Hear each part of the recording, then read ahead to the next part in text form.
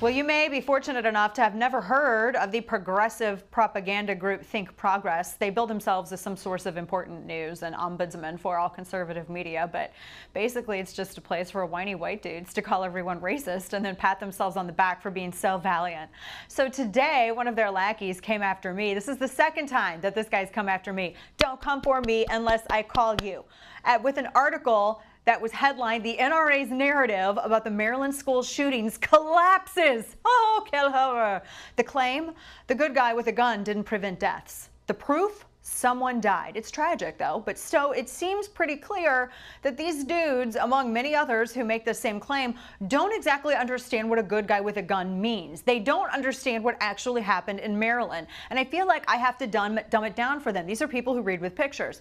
Now, before we get specific as to the case in Maryland, let's talk for 1 second about the entire concept of a good guy with a gun. So the idea is, if there's a bad guy with a gun, it's better to have a good guy with a gun to stand up to the bad guy with a gun than just hope that things work out or pray that the danger somehow misses you.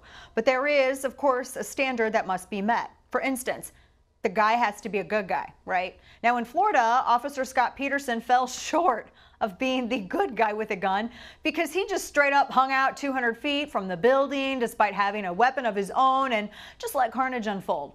Tragic.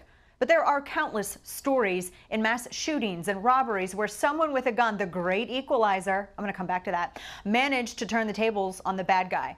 So where these dudes that Think Progress, where they get this all mixed up is that they don't understand how preventing things works. So if you have a shooter show up and start killing people, a good guy with a gun steps in and then proceeds to incapacitate the bad guy.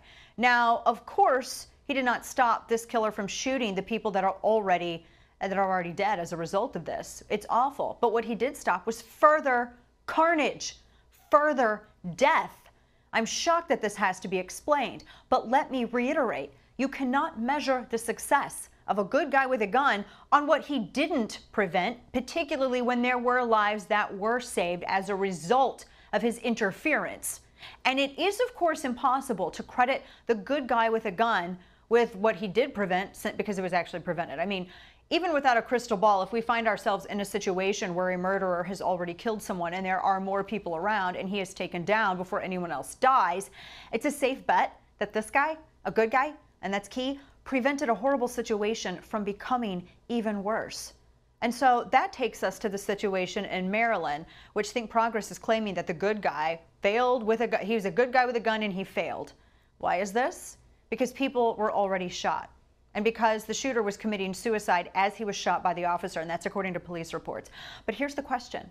Why was he committing suicide at that particular moment?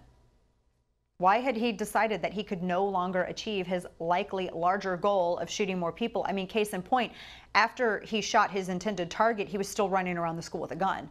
Now because, and this is pretty incredible that I have to explain this, a good guy with a gun was there and pointing his own weapon at the bad guy with a gun, at the murderer.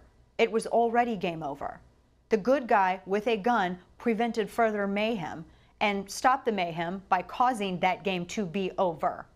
I mean, one of the things that we noticed with the police report in this particular tragic instance is that when this murderer came upon, when he encountered this school resource officer, this resource officer had a gun and, according to law enforcement, fired at the same time that this bad guy put a gun to his head and killed himself. And because he was still there walking around the school and he was still armed, I think it's that, yes, they did prevent. Yes, it was a deterrent for further loss of life. But I digress.